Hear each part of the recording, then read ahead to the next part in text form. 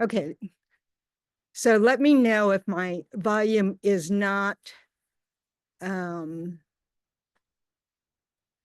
enough or whatever. Okay.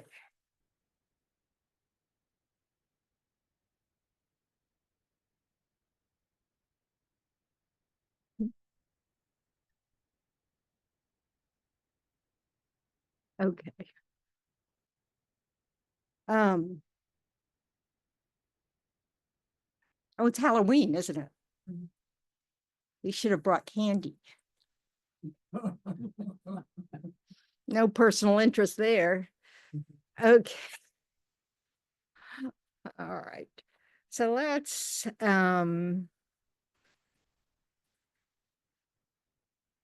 say some prayers. Or let's take a moment to Melissa, if you have trouble hearing me, let me know.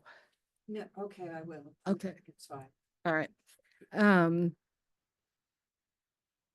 So let's take a few minutes to check in with ourselves, really kind of check in with being here, not doing whatever it was you were doing 5 minutes ago, like setting up the computer,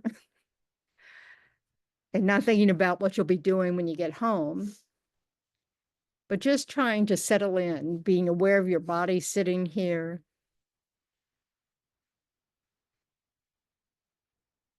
Awareness of the temperature in the room.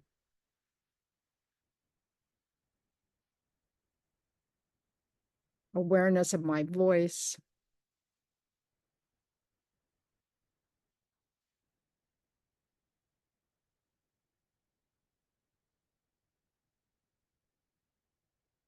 Awareness of any physical sensation you're experiencing.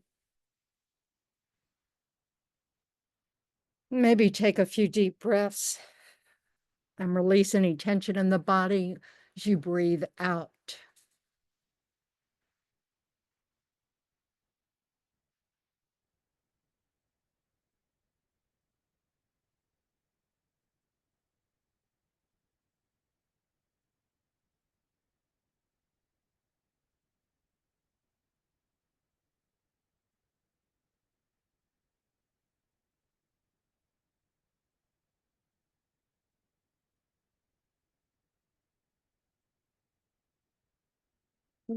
Let your mind rest its attention on the sensation of the breath going in and out of the body.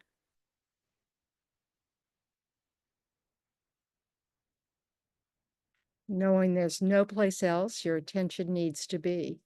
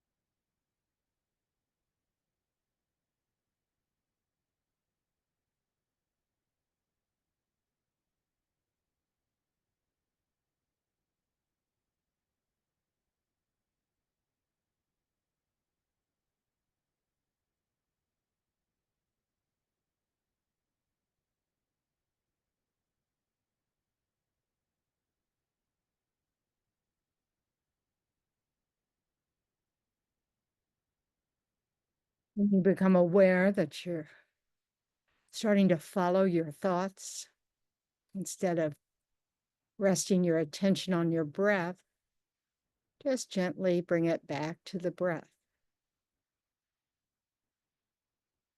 Thoughts will arise,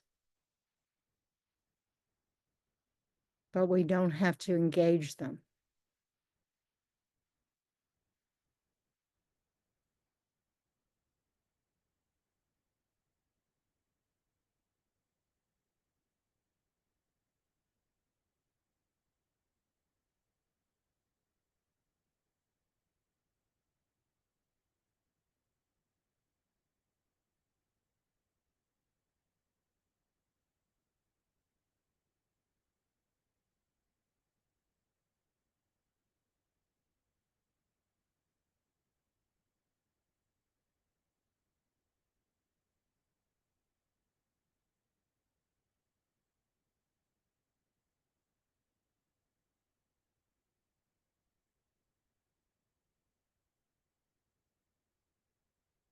Bring to mind the reason that you decided to show up tonight.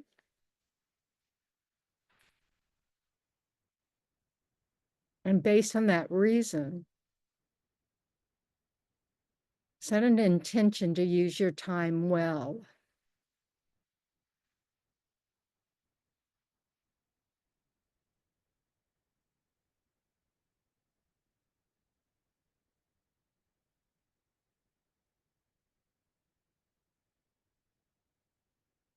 And include in that intention the wish that this time will come to benefit yourself, but also those around you, so that it ripples out to benefit sentient beings.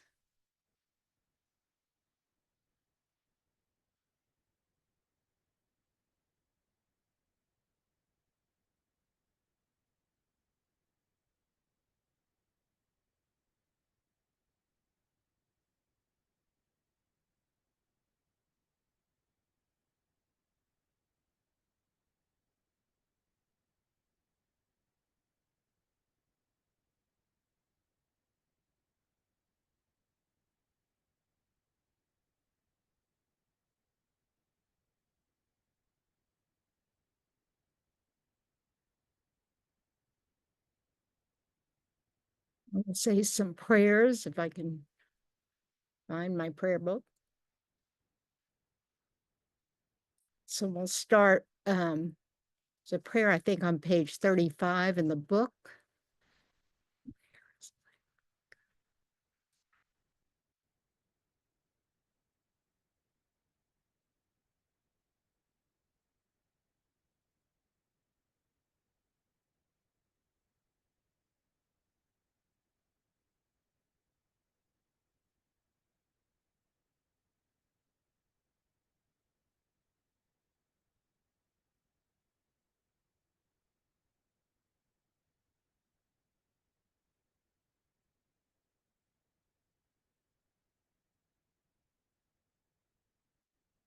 Called the Seven Limb Prayer.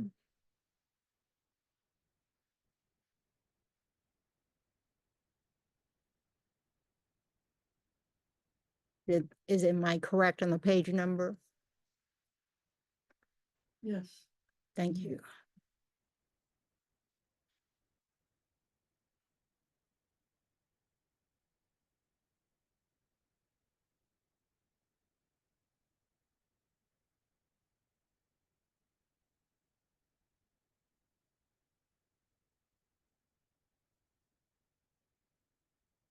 So the Seven Limb Prayer is a convenient shortcut to covering all the different bases, like those of us who have commitments and things, we do daily prayers. And part of those commitments are usually doing prostrations, whether they're the physical prostrations or just even saying the words and holding your hands in prostration mudra, or just thinking that you're prostrating, making offerings. It's one of the commitments. Um, uh, Confessing your negativities, um, rejoicing in your merits, and begging the teachers to remain until the end of cyclic existence and teach. And then always remember that we want to dedicate everything to the benefit of sentient beings. We want all the positive potentials that we're creating to ripen for the benefit of others. So this prayer covers that. So reverently, I prostrate with my body, speech, and mind. I present clouds of every type of offering, actual and imagined. When you say that line, you really should try to imagine. You know, what I love to imagine is, you know, the sky full of clouds that are serving as platters. And on top of the clouds are like innumerable flower offerings. I picture all those pictures of Holland when the flowers are in bloom, or you picture all the symphonies in the world, you know, sitting there playing on the clouds, and you picture whatever musical instruments you like, all the delicious foods you like, all the beautiful sights. Like one time I looked out the window of a airplane and saw rainbow after rainbow after rainbow after rainbow after rainbow. I mean, it was like the most unbelievable sight. So I try to think of that. So you're just offering up. This is why when you go anywhere like a grocery store or a shopping mall or the beach, or you see anything that just, you know, you think is just wonderful, yeah, offer it up. You know, this is a way of enlarging our generosity, and you imagine it as vast as you can, because that magnifies your generosity. And yeah, we want to get in the habit that we're not always thinking about, you know, okay, yes, I'll give, you know, and I can, you know, I'll give, you know, this much, you know, because we have limits, right? And we have to do that. But in our mind, we don't have to do that. And this creates the cause for not having limits in future lives with how much we can give. So it's always good to get, you know, these are fun. It's like the first line when you prostrate, you know, I always think of myself not always, that's not true, but I try to think of this, you know, where you know how you look at in a three-sided mirror and you can see yourself going, so you picture, you know, like yourself prostrating, and it's just going on forever. And then I like to think of it as like, you know, the merit fields, you know, like the Buddha is, you know, on Saturn or something. And so when I prostrate, I'm touching the rings of Saturn. We can do, you know, we can do whatever we want with our imagination. And the main thing is that you're doing it with this spirit of, whether it's refuge, or that you know, giving generosity, or then you confessing that you know.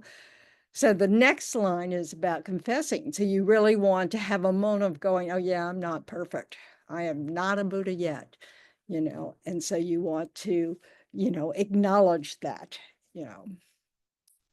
So I declare all my negative actions accumulated since beginningless time. So just acknowledging it is the first step, you know, of just because we can't, what can we do about ones that we don't notice, that we're not aware of? So this is an important step. And then we rejoice and rejoice in the merit of all holy and ordinary beings. So with this, you can literally think about any group that comes to mind, you know, like you just might be that today you've been thinking about all the rescue workers in Spain and in the US trying to get people from these flood zones, and, you know, trying to recover the bodies, you know, over 95 people, I think might be over 100 now in Spain. You know, that there are all these people out there that are willing to risk their lives in order to get people and animals out of danger in really hazardous situations, very difficult situations. Or you might think of all the teachers in the world. You might think of all the doctors in the world, whatever comes to mind. Oh, you know, all the nice people who are helping old people in the world. You know, this is just wonderful that people do this. And, you know, so we want to, you know, think of something that has meaning to us in that moment, you know. So, and we just expand it. So rejoice. And then we think of our teachers.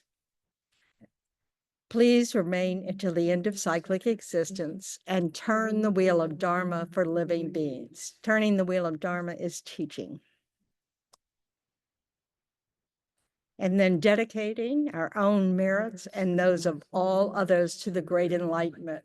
This line is taking whatever positive potentials we've created since beginningless time and everybody else's. It says all others, and we are putting it in the ocean of merit so it will not cease. Its ability to keep producing positive effects won't cease until all sentient beings have become enlightened. So it's really big ocean of enlightenment. So that's what the great enlightenment is. That is when everyone's enlightened. Okay. I promise I won't go through every step every time. I say that, but I can't. You can remind me. You did that last week. Okay. So now we'll say refuge. That's on page 98.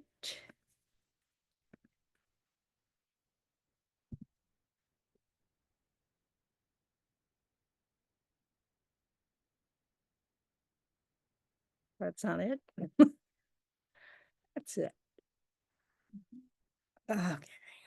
So this is recited 3 times. I go for refuge until I'm enlightened to the Buddha of the Dharma and the Supreme Assembly. By the merits I create through listening to the Dharma, may I become a Buddha in order to benefit all sentient beings. I go for refuge until I'm enlightened to the Buddha of the Dharma and the Supreme Assembly.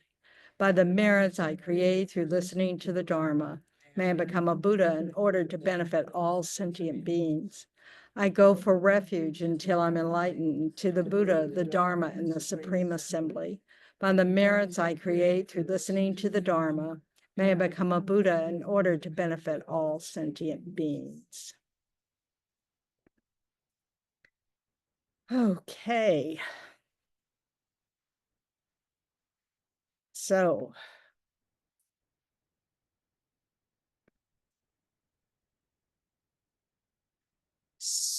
wisdom energy.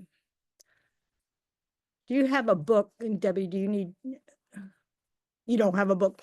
Would you like to borrow one of my books? No. And you don't necessarily need it tonight. I'll take all my bookmarks out. Oh, I've just bookmarked all sorts of things in here. Okay. You can borrow it. No. You don't necessarily need it this moment. It's just that if you don't have a copy and you want to read, it makes class all that much more interesting. So right now we're looking at chapter 4, not because we've looked at chapter 1 or chapter 2, but because chapter 4 struck me as a good place to give us something to work with, to think, so for meditation or for, the other things we're supposed to be able to do, we have something to think about. So, because the purpose of meditation is what? To familiarize ourselves with our mind. Right.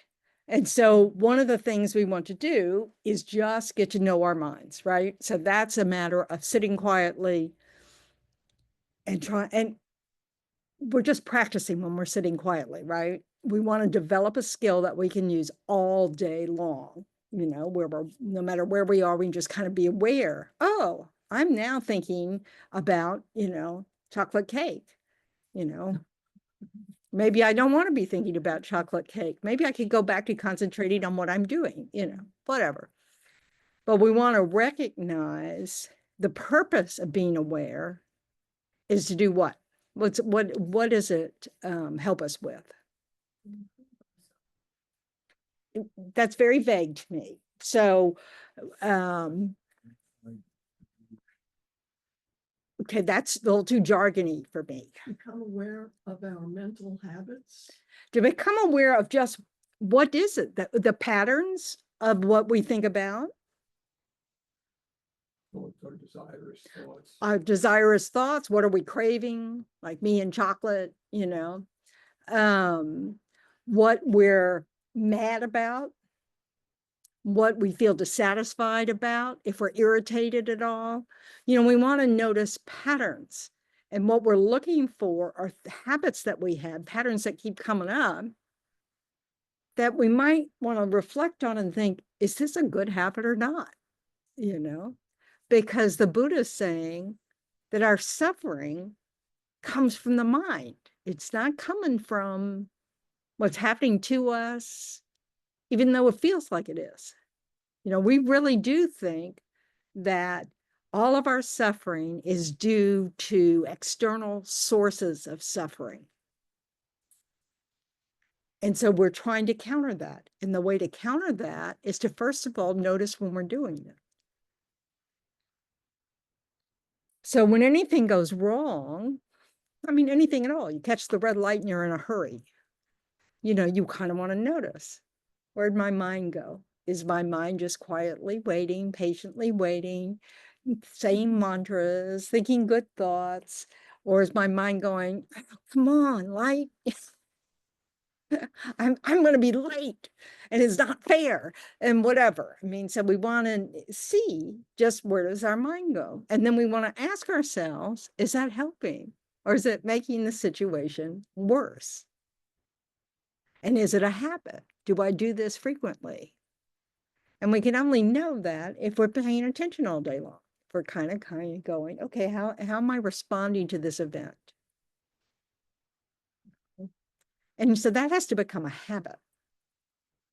And so it's helpful when you sit quietly and you bring to mind specific examples of events to kind of go, okay, what was, you know, especially if we notice, oh, I was really impatient with that person. Let me think about how that unfolded.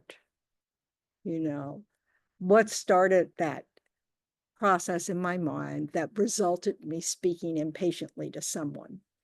What kind of thoughts was I having about it? And we can imagine, because we're actually very familiar with the way our mind works if we think about it. If we just kind of go, okay, what do I usually think when something like that goes wrong? You know, sometimes I know sometimes I don't notice it and I'm just fine. And then there are other times when that's not true. And when I lose my patience, that's a clear indication that I was suffering in some way, because that's how our delusions arise.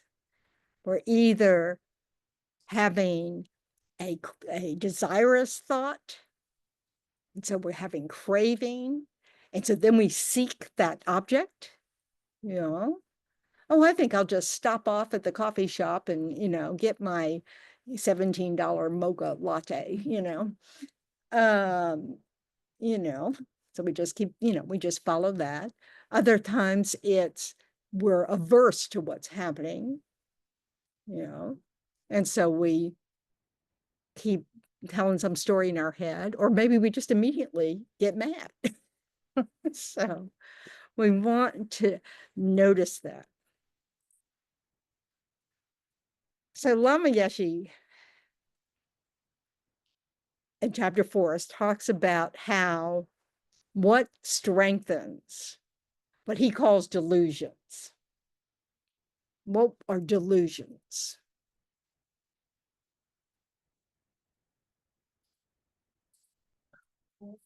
False beliefs. Okay, why would he call them false beliefs? They're based on our delusions. Of course, they're non-virtues. What? They're non-virtues. Okay, so what does that mean? If they're non-virtues, why does that make them false? But, you know, just Why does it make them what? false. False. You know, let's put all the pieces of the logic together so we have it. Because they exist just in. Because they just exist in our minds. And are they based on the truth? Yeah. Or the reality at all? They're not based on reality at all. Why? What happens to us when we have a thought? What do we, okay, let's make it more tangible.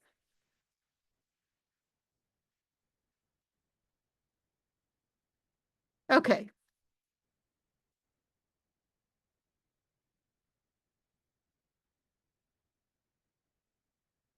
Say some hot guy is crossing the street. Might as well be our turn at the moment.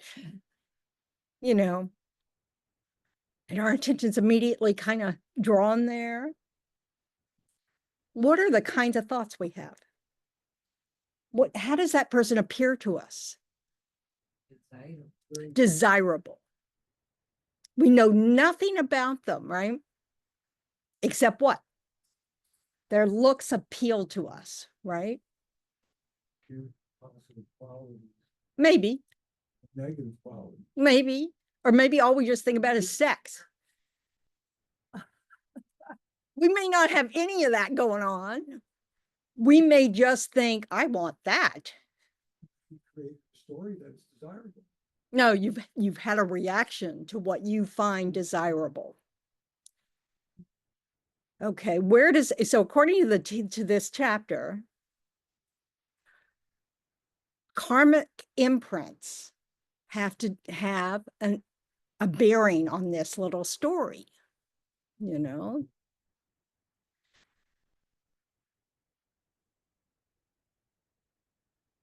The object has a bearing. What's the object? The person walking. The influence of misleading friends. The person in the car who goes, man, did you notice that guy?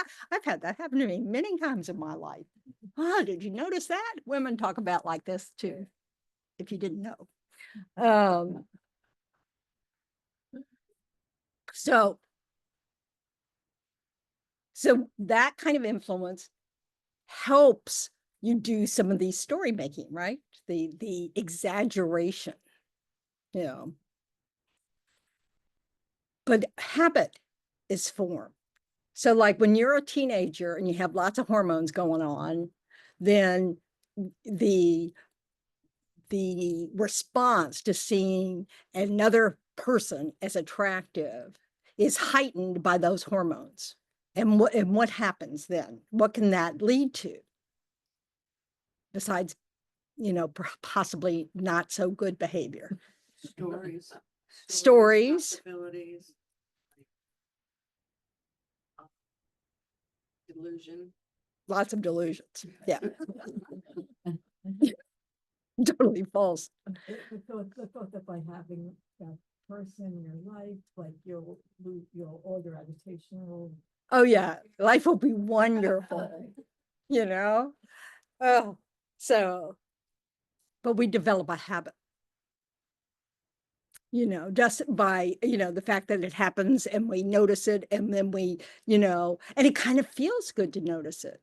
It's like there's some sort of certain sense of heightened enjoyment just from the fact that you've seen in something attractive. I mean, how many people have sort of their taste buds come alive when they walk into the bakery shop? You know, it's like you haven't even picked something yet, especially if you're hungry. That's why it's so dangerous to go to the grocery when you're hungry, you know.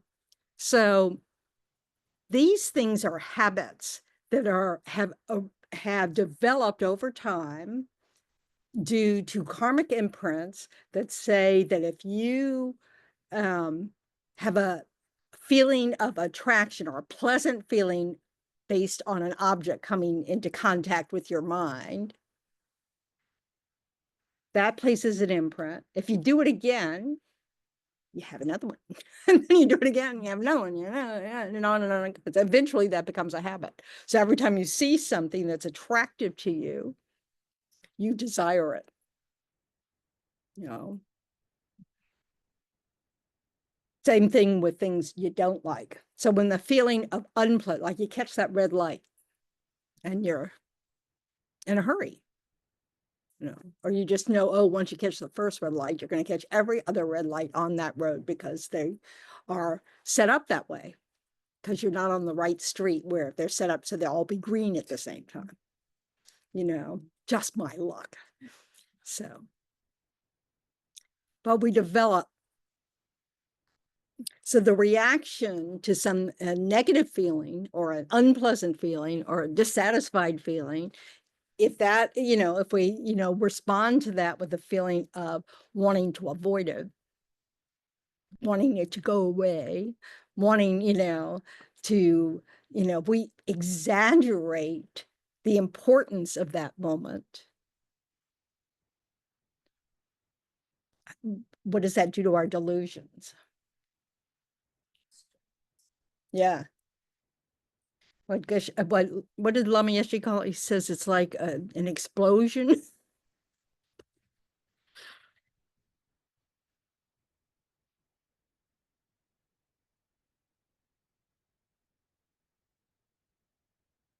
So because of our ignorance, everybody know what ignorance is?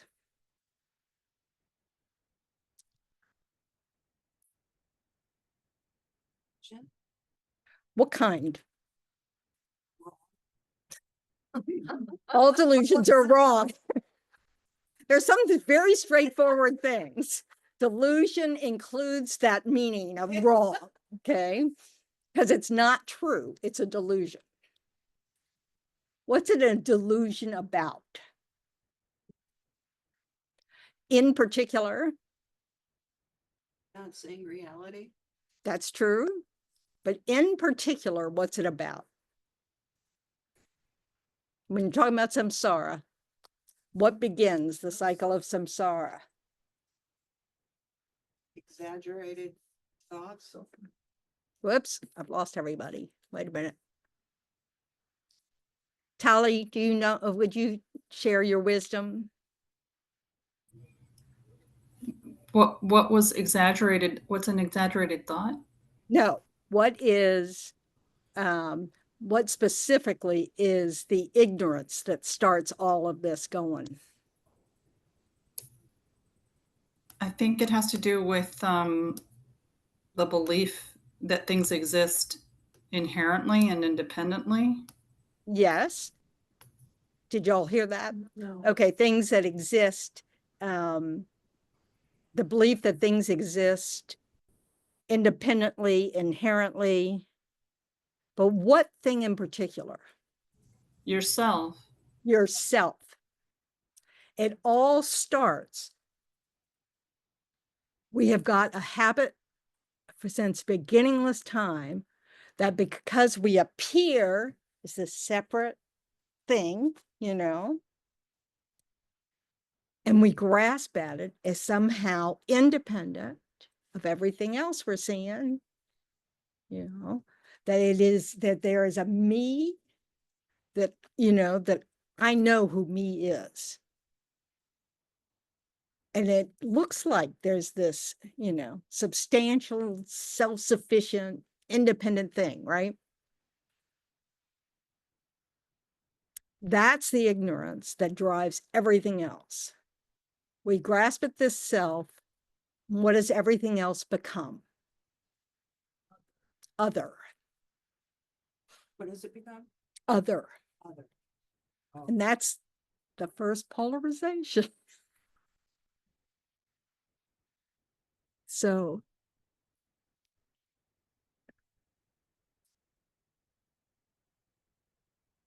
now, since we want, since we're not idiots, let's face it, we don't want to suffer and we want happiness, right? That makes sense. It's not a weird thing that we'd want to not suffer and that we'd like to, have happiness. Well, when you're self-grasping, guess what you think is going to do that? Well, you're just anytime that you experience something that's pleasant, you're going to want more of it. Anything that you perceive as unpleasant, you're going to want to avoid it.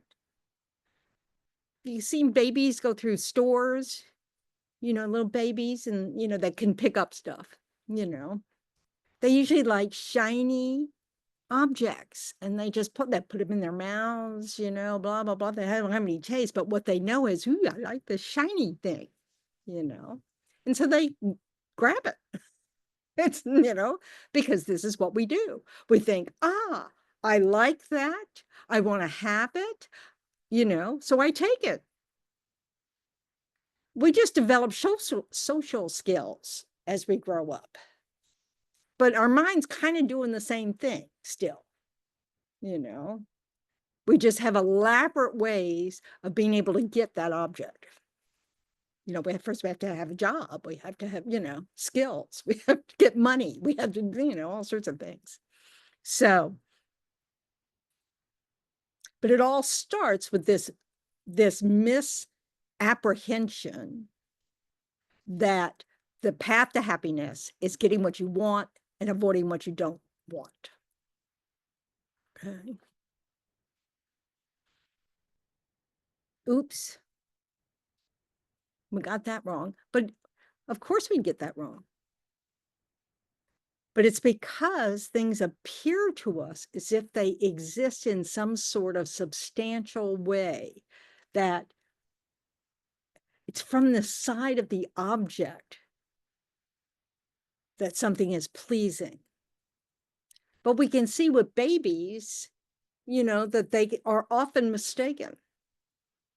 They think that because it's a shiny object, it's going to somehow bring pleasure to them.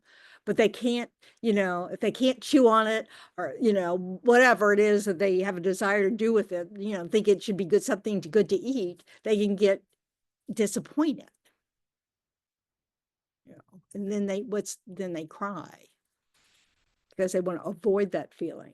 Like when you take something away from them that they like. So even as a baby, these are karmic imprints being placed at our mind stream, that, oh, it's pleasant. I want that. And we really believe that the pleasantness is coming from the object because it appears to us that way. If mommy's happy with us, we can relax. Mommy's not happy with us, or if I need something and mommy hasn't figured it out yet, we get frustrated.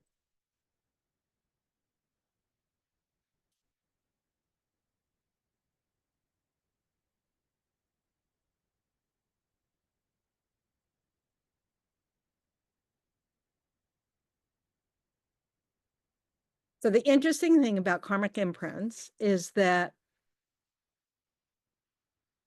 like, if you never meet an object that you find desirable, that's not really possible. You'll never place that seed on your mind stream. So say you never meet up with heroin, never take heroin. You have no association with the fact that heroin can equal bliss if whatever you do with heroin, so, it's just like a non-object to you. It doesn't have any meaning to you. It doesn't have the meaning of pleasure to you. It doesn't have the meaning of pain to you. It has no meaning at all.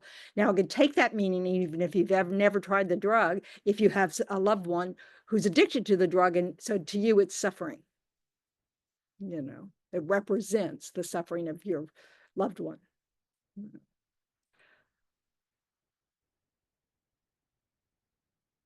So it's not just for us to repeat this, develop a habit, to repeat it, we have to meet similar conditions again, and then again, and then again. So it's not just the tendency we have to respond to, say, things that are pleasant with wanting it, and then most people develop that habit to the point where we can actually be out of control with certain objects that we like, whether it's an addiction like heroin or chocolate cake, or being entertained, or, you think about all sorts of things that we can't stand not having, like, oh, the internet went out, and it's, to some teenagers, that's, causes great distress. Yes, and many adults as well. So you also need conditions. So when we talk about, yeah, please. About this. So, I'm looking at this flower and I love this flower. To Mhm. me, it's a beautiful flower. So that's what I need help understanding, because how else am I supposed to look at that flower? Because the beauty is not in the flower. The beauty is coming from my perception of the flower, right? Yeah. Okay, so, Can you all hear that at home? Okay. so how am I supposed to start adjusting my mind when I look at the flower so that it's not something that I want? How do you not see the beauty in the flower? You don't need to not see the beauty in the flower. What you need to do is understand it's not actually coming from the flower. Boy, I feel like I'm baking a cake. That's not the kind of flour. Okay. So what we need to, this is the thing about karma. Okay. If our happiness or suffering is not actually due to external objects, what is it due to? Because we definitely have, good feelings, good feelings, unpleasant feelings. Where does that come from? I'm sorry, I didn't hear anybody's comment. Wisdom, Past experience. Karmic seeds. Karmic seeds. What kind of karmic seeds? If you see, this is beautiful. What kind of karmic seed is ripening? Did I experience that before with good conditions or? Some of that is there, that sense of like when you see flowers, it's pretty, but when we experience pleasantness, where does that come from? That's an inner thing, right? It's a mental thing. What creates the cause for that? Past experience. Past experience of virtue. Of virtue. Mhm. Everything, this is the thing. For our karmic imprints or seeds to ripen, we need that tendency to exist. It has to be on our mind stream. We have to meet appropriate conditions, and then, and the appropriate conditions are something like if you have virtue in your mind stream and you see something, pleasant or desirable or something you like, a preference, you don't have to be attached, you can just have preference. That pleasant feeling isn't actually from the object. It's because these conditions have been met and a positive seed is ripened. How can we turn that into a non-virtue? Sounds like an obsession. attach. One is, yes, this attachment or craving or obsession, thinking that, oh, I have to have it and I can't be happy without it. That's an exaggeration. We've now exaggerated the value of the vase of flowers that we like into something that it isn't. It's never going to be an object that can, that you can't live without. It's just a lie that we're making up, right? But we build these stories, is what you were talking about earlier. We think that because we think it's in the object, instead of recognizing actually it's a karmic result of something we've done in the past. So not only do all the pleasant things we experience, it's not the things themselves, all the moments of pleasantness is a positive karmic seed ripening.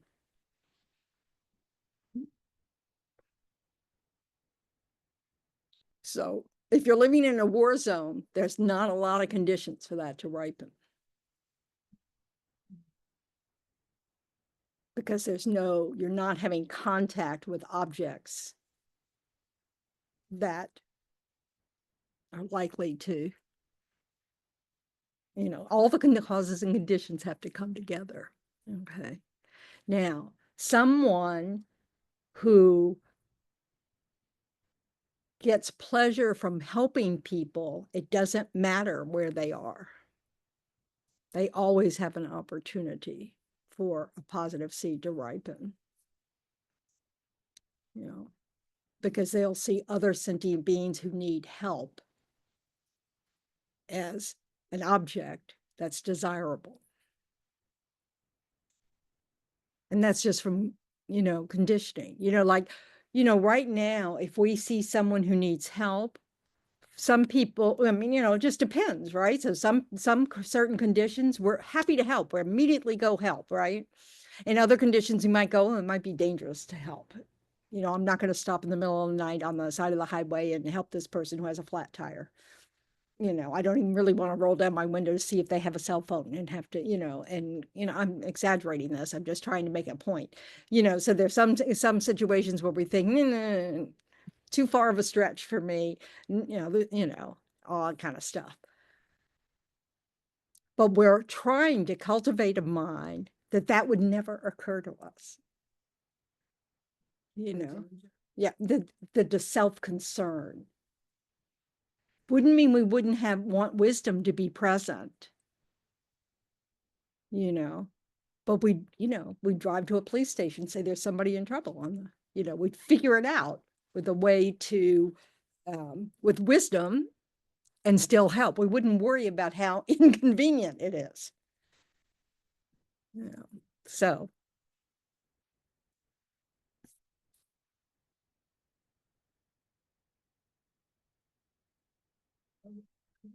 Yep. So I'm just saying, I want to go down by the beach because I love to see the ocean and the sky and and the clouds and all of this beauty. And the more I do that, the more positive seeds are being planted. No, No. there's no virtue in going to the ocean.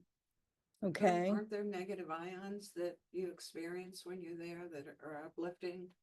Oh, that might be physical. What I'm saying is the action of going to the beach just because you like it isn't a virtuous action. What makes it a virtuous action? Saving someone's life. Yeah, lifeguards, If you're enjoying it because a positive seed is ripening, That's what I but was. you become attached to it, and you're not happy if you can't go to the beach. See how complicated it is? Well, I can't go to the. You can go to the beach. I'm So- saying that the action of going to the beach does not place a positive imprint on your mind stream. It might ripen a positive imprint in the fact that you enjoy it, but that action doesn't place a new one. Does it have to do with maybe intention? Maybe. So the action is neutral, you said. Yeah, the action's neutral. What makes actions not neutral? Based on attachment. Intentions. So if you go to the beach because it'll be good for your mind and you have, say, a teaching to do that night, and it would be good for, it'd be an opportunity for you to relax some so you wouldn't be too nervous while you taught, and that should be of benefit to others. Or you go to the beach because you need a break from the caretaking you're doing, or da da da da da. So you go to the beach with a purpose of perhaps taking care of your body in order to be able to be more of help to others. Even to your partner, like, oh, I'll be in a better mood when I get home. And so, I'll come in with like people who at the end of a work day go for a walk before they go home, or go, because they know they're all tied up in knots and they don't want to bring that energy home with them.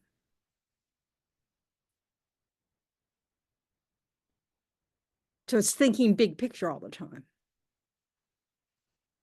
You know, because there's nothing wrong with preference. This isn't about preference or not, you know, you shouldn't like anything or da da da da. It's not about that. It's about why we're in the situation at all, you know. So if you want to place another seed, you want to set an intention before you go, or an intention when you get there. This is an opportunity for me to be friendly to the people who walk by. Some of these people might not see another, never talk to any other person during their day. They're older, they may have no company, they may, you know, so seeing a friendly face that smiles at them and says hello might make their day. I know that made my day during COVID when I'd go for walks. You know, I wouldn't have talked to anybody for a week, you know, and I'd see someone and they go, hello, hello, behind their mask, you know, whatever. But it was like really made my day, you know, so it's just, you know, but that only plants a good seed if that's the, you know, if the intention's present. If, you know, if there's a part of you that sets the intention, you know, I want to be kind, friendly, present, you know, welcoming to others. Like come here, before coming here tonight. I planned it because I want to learn more about Buddhism. Right. Yeah, setting our intention is really important, and getting in the habit of, with that intent, you know, like, oh, I'd like to learn more about this because I think it might help my mind, you know, whatever. I'm interested, I'm curious, and I want to see if there are any tools in this that might help me, you know, reduce my suffering, be able to help me help others, you know, whatever. You know, it's just, it's helped my mind so that I have more peace, and then I am more peaceful with others. And the more we get in the habit of thinking this, you know, of making a point of thinking about, I'm always determined to break the microphone. You know, making the point of doing that, then it becomes natural. It's just what you do. It becomes that habit because you've placed imprint after imprint after imprint after imprint with every action you take during the day. You know, and we know people like this. You know, that people who are, that just are always, you know, thinking of others. Well, that didn't just come by magic. They developed a habit of thinking of others. You know, they may have brought it with them in this life from some previous life. My kid brother was generous from birth. I mean, he just was a generous kid, you know, and he's always had that habit. So that doesn't happen by accident, according to the Buddha.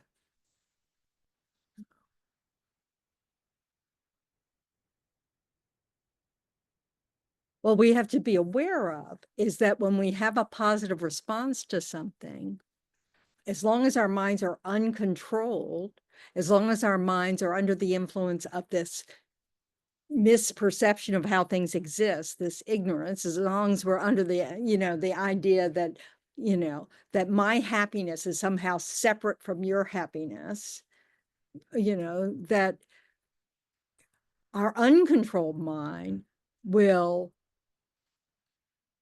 exaggerate the importance of that external object, either in a negative way or a positive way, depending on, you know, whether it's something that we feel good about or something we don't like. Yeah.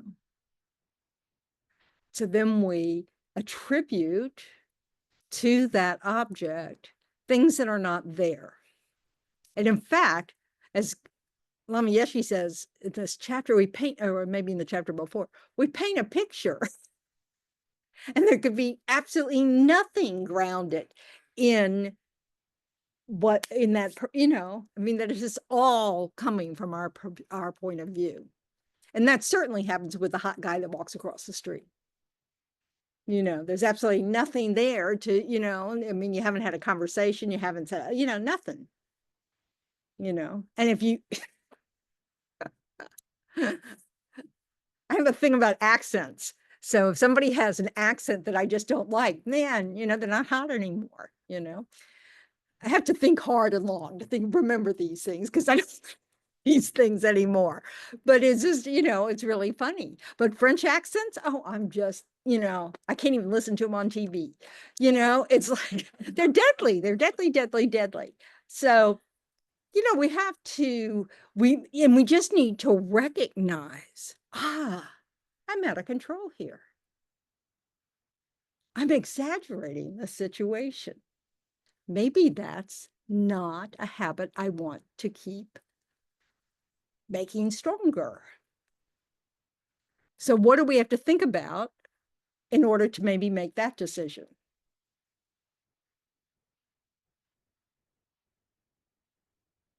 Applying yourself to getting through it and watching your mind during that unpleasant accent. Yeah. And so you have to, you have to pay attention.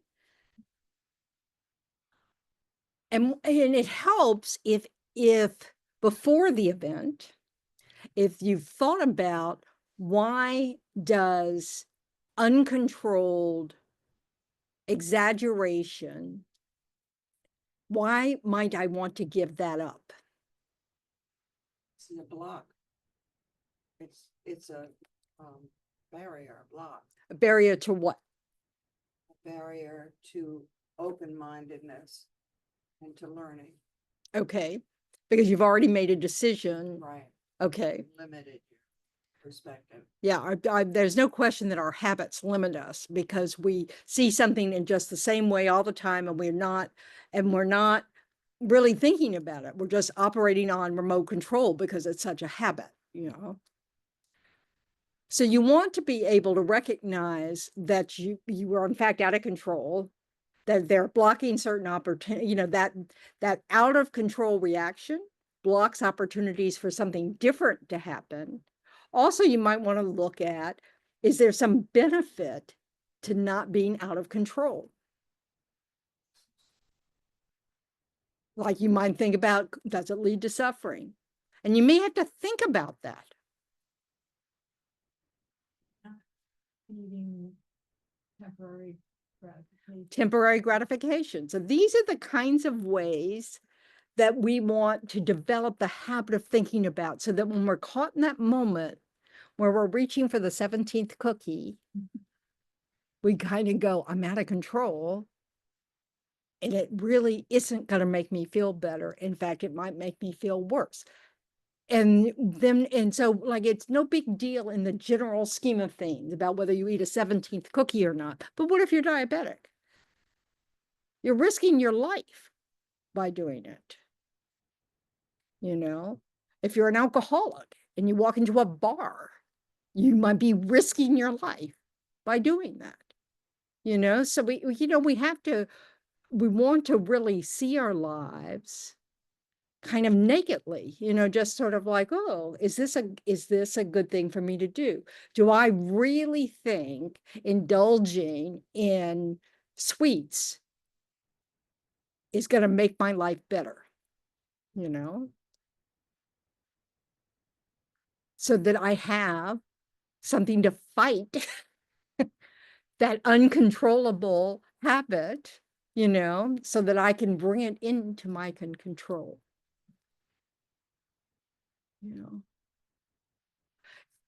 Has anybody ever changed a habit without focusing on it? We have to make ourselves, right? It's like, it's hard to change a habit. That's why we call them habits, So to change it, we have to come up with good reasons to change it. We have to come up with something that means something to us to change it. Even if it's something like, I just don't want to be the kind of person who can't live without my morning coffee. I want to feel like I can choose. But we need those kinds of things. We also need, I'm in the habit of thinking my happiness is dependent on everything else, you know, on getting my way or having things work and not having things, you know, surprises, you know, not, you know, whatever. You know, we have to look at our minds and kind of notice, oh man, whenever, you know, something like a flat tire happens, it ruins my day, you know. Maybe that doesn't have to happen that way. We can't prevent flat tires. We can certainly take measures to make it less likely to happen, you know, not drive around construction sites or something. But in general, we don't have control over that, right? But we can make a choice about whether we let events like that harm our state of mind.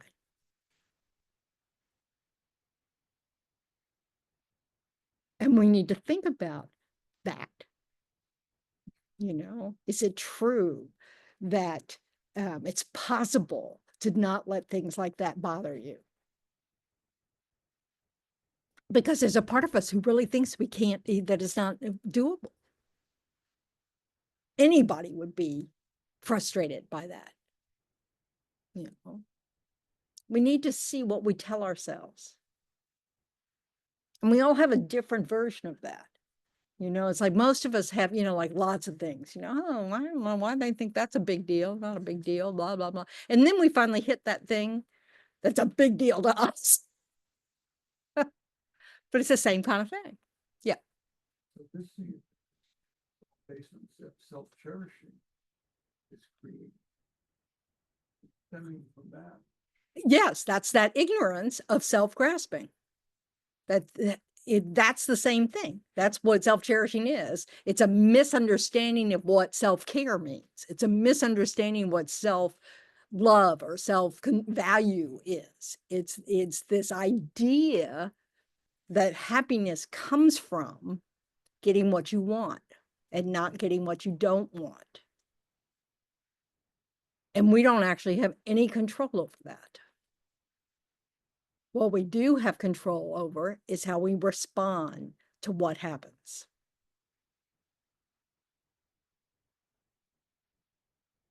And that's what we need to learn, is it's not in the object, it's in our mind and our response to the object, whether something disrupts our peace of mind, because peace of mind is an inner state. Anything external to that doesn't have to affect it. Paying attention to habits, tying it into recognizing self-grasping, it helps you.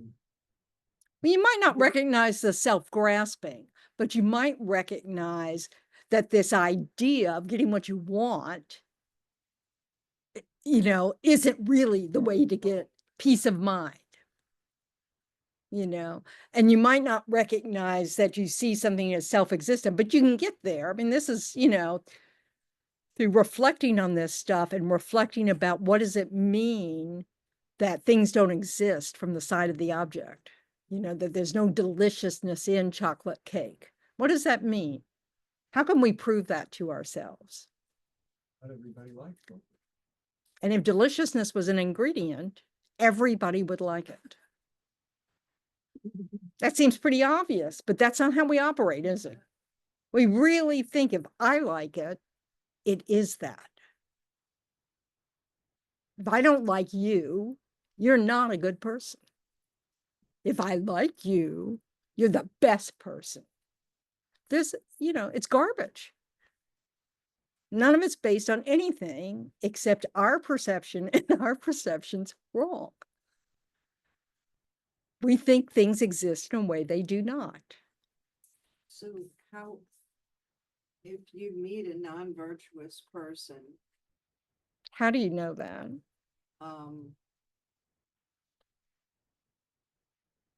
they're robbing, stealing.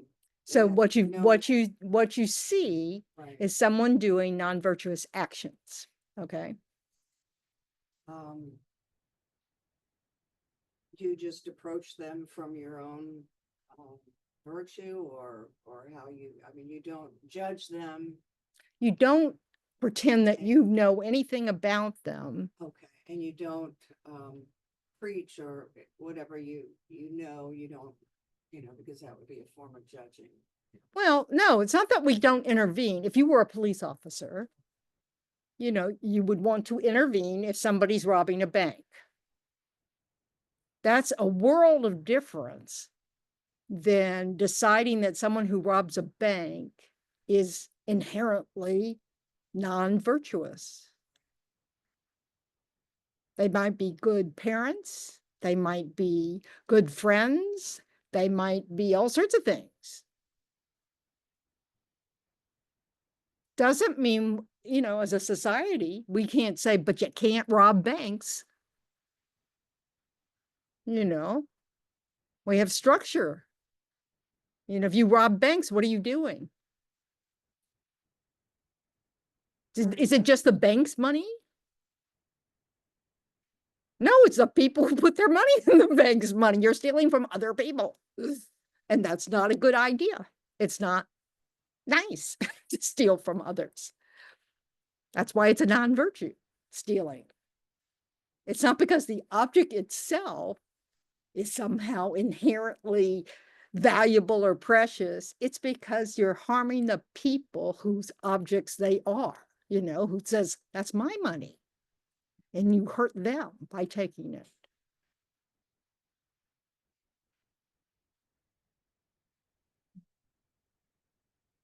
So we want, this is the way we want to try to start thinking, we want to be thorough in thinking about why it's not a good idea.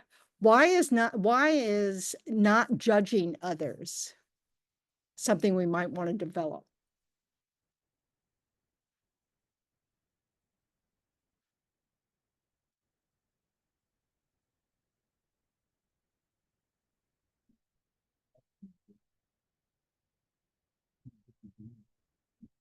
That's one thing that we're doing when we're judging others, aren't we? It limits your perception and creates obstacles. It does limit your perception. Understanding, because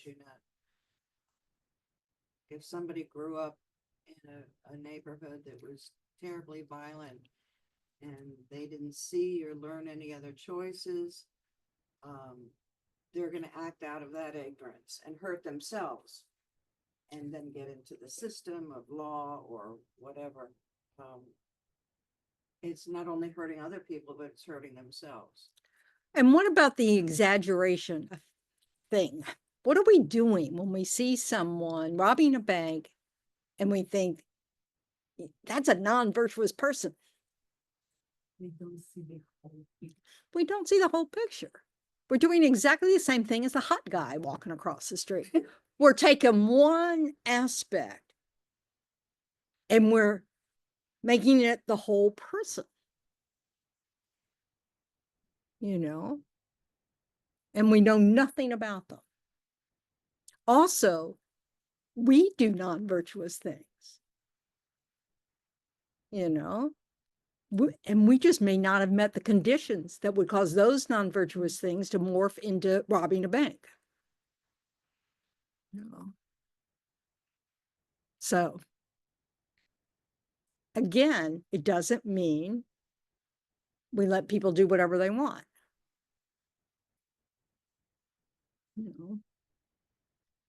But it does mean going up to a bank robber and preaching about how it's not a good idea is not probably a path to happiness for any one of them. So anyway, okay.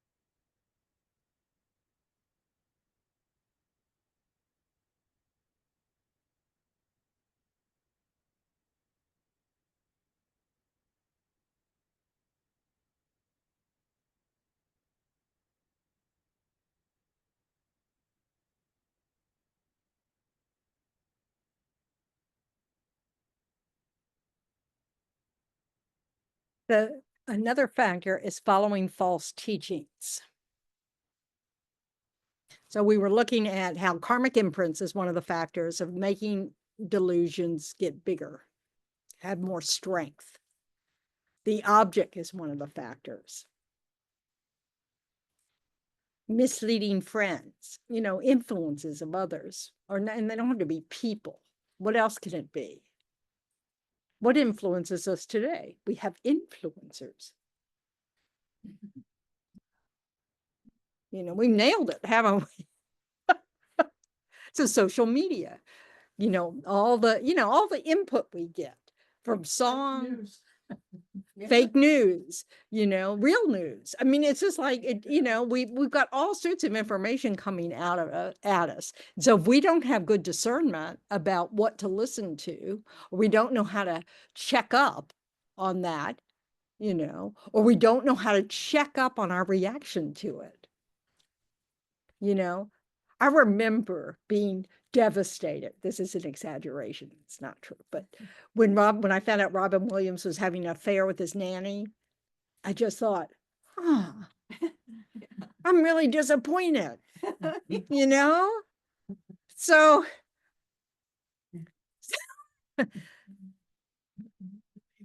I know now, look what I've done now. I've ruined his reputation. It may not be true. Oh, I don't remember this is decades ago, So, but the point is, that there are certain things that we have aversion to from our karmic imprints, our histories, our perception, and it doesn't matter who's doing it, we're mad about it. We don't approve. I did not approve. So that affects the way we think. So we have to, so that's one of those things that we have to be able to go, oh, you're overreacting to this because of this, We can lose friends over things like this, where someone tells us something, shares with something, and we're so shocked that this person, did this, said this, whatever it is, and that's all we see. That's that narrowing of vision. Now, is it coming from the side of the person, the object? No, it's coming from our filters. Everything's coming from the way we perceive something. Does that make us like incredibly poor judges of character? That's a trick question.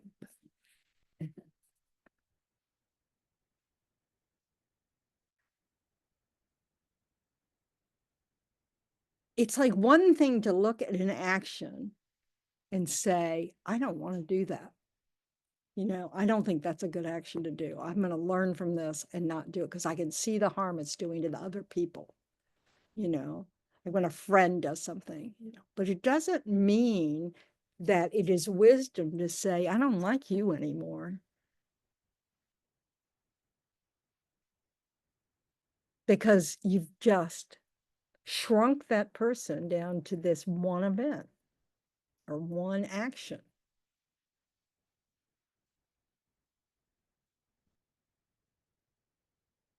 Now, we might decide, I can't hang out with this person anymore.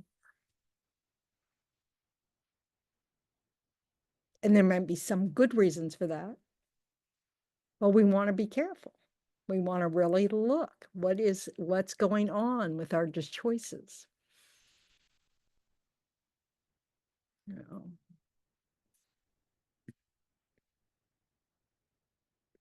I guess judging is self-cherishing because you're protecting yourself from opening up to that person. So yeah, so judging is a form of self-cherishing, or because what is it mainly? Judging? Mm-hmm. Why are we in such a habit of it? To make ourselves feel right or to limit. It's too many possibilities when you open your mind and you look at fresh without any judgment, and it might be too much for some people to bear. Too much. It just feels big. Feels what? Big. Yeah. What do you think it's about? You're opening yourself to the unknown, and that's scary. Yeah, it's certainly scary. What do you think it's about? I know most of us judge. You know, we have a sort of judgy voice. From your own view, like your world view, this is the way it is, and if you don't have that. Yeah, it really, and if we don't have that, then what? Oh my goodness. You know, it's really interesting, isn't it? Yeah, if you don't have that, guess what? You're actually on the way to happiness. So this is the thing. Our actual grasping at things to be this way, you know, inherently this way, that's inherently bad. There's no instance that that could be a virtuous act. You know, that's kind of where our mind is, you know. You know, we can be talking about their taste in clothes, but we just, you know, this idea that things are a certain way. They're wrong, they're right, they're attractive, they're not attractive, they're delicious, they're not delicious, they're, you know, whatever, you know, thing, this absolute judgment that we come down on does nothing but prevent happiness. You know, it makes me think of the fact of that, you know, I've made judgments in the past, and then, you know, you evolve, your thinking changes, and you look back and it's like, how could I have ever thought that? Yeah. You know, it's so maybe not to grasp on the judgment because it's subject to change. Well, it's subject to change, but not only that, you could be wrong in the first place. Because our judgments have a tendency to be absolute. If someone does that, they're not a nice person. Because we don't just, you know, with our friends, we cut them a lot of slack, don't we? Because we kind of go, oh, I can't believe you like that. But we let them like that. It's like not a big deal. But someone we don't know, we think, oh God, thank goodness I'm not their friend. So, I mean, we're weird about this. It's a really weird habit when you think about it, because you think nobody's judging you. We're not making for a very comfortable situation for ourselves, you know. But this is, and we've totally narrowed everything. You know, the potential for friends. I will never forget His Holiness's speech at the congressional, you know, when he got the Congressional Medal, whatever of honor, whatever it's called, that, you know, from Congress. And he thanked Jesse Helms. Those of you who are young don't know Jesse Helms. Wow. Jesse Helms was a senator in the state of North Carolina where I lived, and I despised Jesse Southern Helms. bigot, right? Yes. Oh, Example of a Southern bigot. I can think of so many terms. You know, and here's His Holiness. This is years later. I mean, Jesse Helms probably was dead by this time, in fact. But, you know, and His Holiness, whom I admire, who I consider a teacher, is thanking him. And I'm thinking, oh no, I'm going to have to change my view, you know? So, but it's that reminder that we can disagree with people on all kinds of things. It doesn't mean that we don't share many things. You know, it's ridiculous the way we just pigeonhole people into these little spots because we don't like their opinion on this. You know, it's you know, it's sure, maybe you don't want to hang out with them. But if you hung out with them, you might find out all sorts of other qualities that they have, you know.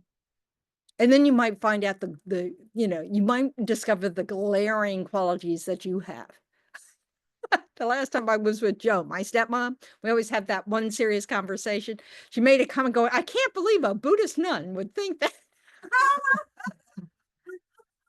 And I'm thinking, oh, okay, I'm gonna have to look at that.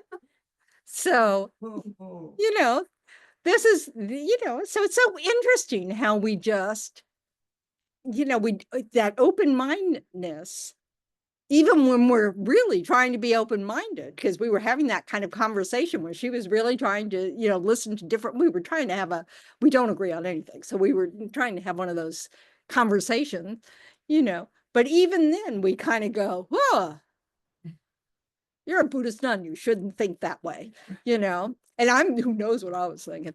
But it's just, this is what's, so these kinds of things they not only strengthen the habit of judging. Every time we judge, we're strengthening the habit of judging,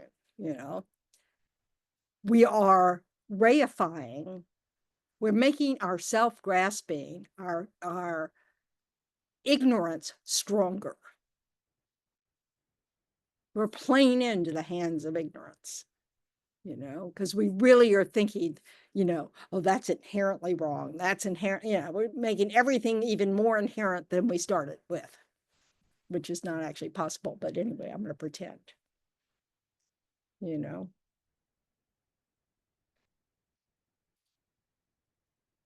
So we really do want to watch how we're thinking. We want to see where it leads to. Every time I grasp after chocolate ice cream, I am reifying it and making it somehow something more than it is. And it's no big deal, it's ice cream, blah, blah, blah. But I do, but we suffer because we misunderstand how things exist. So whether it's ice cream or other people, we don't want to keep feeding that habit.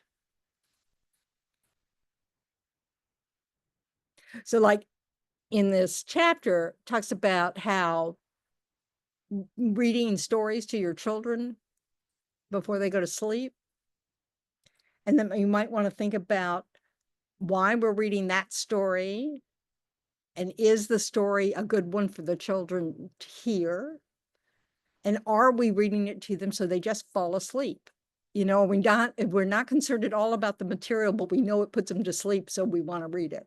It's just kind of an interesting take on something we think is just a normal habit of what parents and children do, But, if you live a much harsher life or a farm life, you may not have time to read your kids stories before bedtime, it just may not be part of the schedule, So seeing someone's point of view, who didn't do that or didn't have it done to them, it's kind of interesting to see it from a different angle, that it matters. It's just like it matters what we watch on TV. It matters what we listen to. It matters, what we're thinking.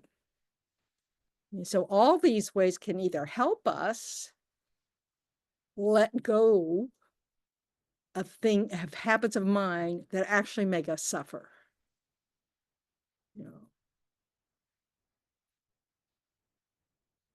And thinking that our happiness comes from external objects is a big way in which we make ourselves suffer.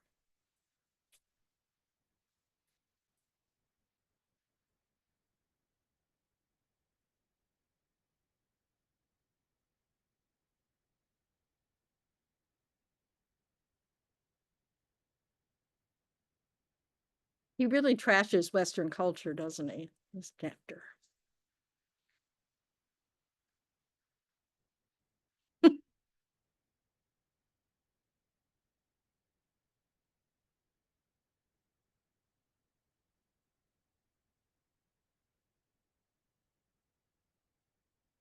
So all of these things lend to stronger habits, and the habit, of course, is another thing that makes our delusion stronger, is if we have the habit of doing it, obviously. Another way is in which we find, I thought this was interesting. He says the sixth factor concerns things that appear interesting.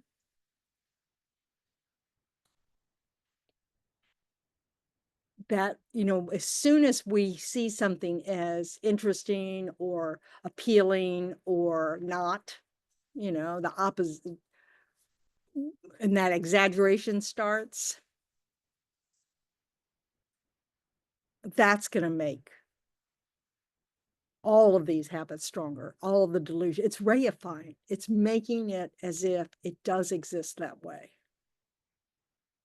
And the fact that we change our mind 6 weeks later, is doesn't actually counter the mind that exaggerates in the first place. Why?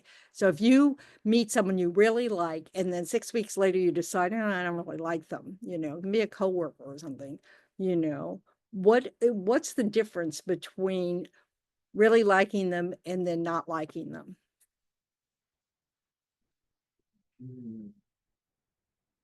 Characteristic one way or the other. Yeah, there's no difference at all. It's an exaggeration now, it's just gone the other direction. So,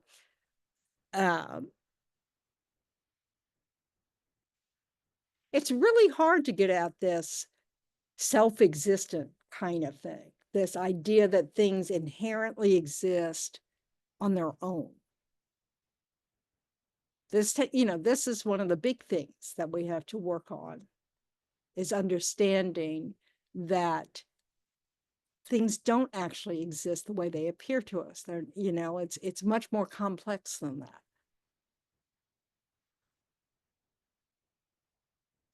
And then we don't lose anything by letting go of this appearance of self-existence.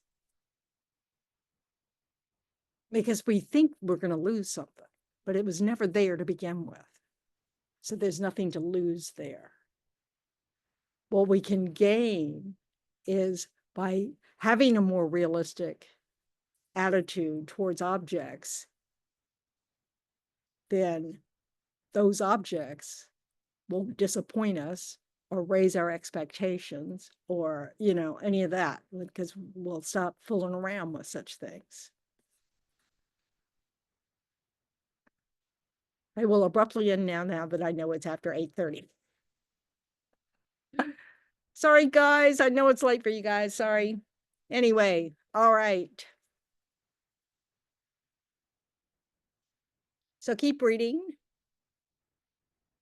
The next, you know, you can, you know, you can read chapter 3 as well, you know, but just keep reading. But the main thing is to start noticing, just notice. You know, whenever you get upset or excited about something, you know, notice what's going on in your mind. What story are you telling yourself? You know, it's not like this is encouraging you not enjoy something. It's not like that. It's just that we don't want to exaggerate it. We don't want to make it into something it is not. So.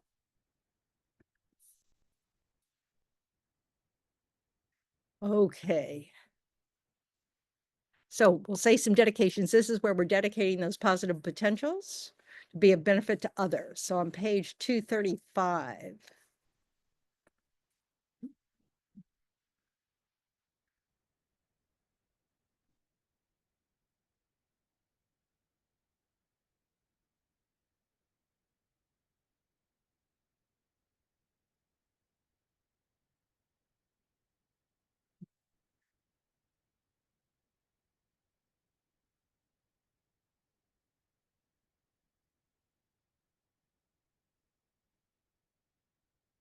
Due to the merits of these virtuous actions, may we quickly attain the state of Guru Buddhas and lead all living beings without exception into that enlightened state. May the supreme jewel bodhicitta that has not arisen arise and grow, and may that which has arisen not diminish but increase more and more. Just as the brave Manjushri and Samantabhadra too realize things as they are, we too dedicate all these merits in the best way so that we may follow their perfect example. We dedicate all these roots of virtue with the dedication praised as the best by the victorious ones thus gone of the 3 times, so we might perform good works. So, and then page, what? 244. Now we're just wishing for the long lives of our teachers. And the land encircled by snow mountains, you are the source of all happiness and good. All powerful Chenrezig Tenzin Gyatso, please remain until samsara ends. And then on, I'm not sure what page in the book, 244, for the swift return of Lama Zopa Rinpoche, fearless teacher and assembly of the children of the victorious ones, Shravakas and Pratyeka Buddhas, victorious Losam father and sons. Refuge of infinite lands. Please bestow the virtue and goodness of accomplishing this prayer here and now. Holding and spreading the Muni's precious and complete teachings through explanation and practice, you wore the armor of patience that is never discouraged. Incomparable venerable Guru, to you I make request. While striving single-pointedly for the sake of the victorious one's teachings, the sole gateway through which all benefit and happiness emerge, and for mother living beings, you suddenly departed to peace. What a great loss. Nevertheless, through the undeceiving truth of the blessings of the ocean of the three jewels and the great waves of bodhicitta of the children of the victorious ones, may the smile of reincarnation swiftly beam in glory for fortunate disciples. So thanks heaps.